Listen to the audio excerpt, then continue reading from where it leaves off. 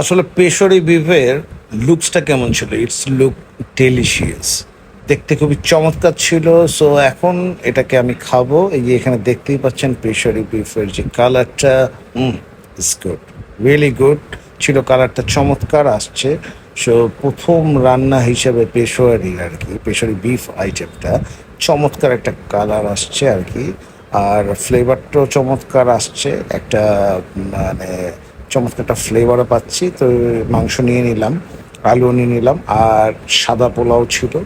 তো ওই সাদা পোলাওর সাথে পেশরি বিফ সো খুবই রিল্যাক্সিং একটা ফিল আসছে খাওয়ার পরে, খুবই আরাম পেয়েছি। তা আপনাদের সবার সাথে আমি শেয়ার করলাম যে আসলে এটা কীরকম লাগছে। একটু সালাদ লেবুও রাখা ছিল, একটু সালাদটা মেখে নিচ্ছি। এবং আসলে আপনারা যারা মাংসটাকে একটা মাংসর রিয়েল ফিল চান, প্রেশারি বিফের ফিলটা এরকমই।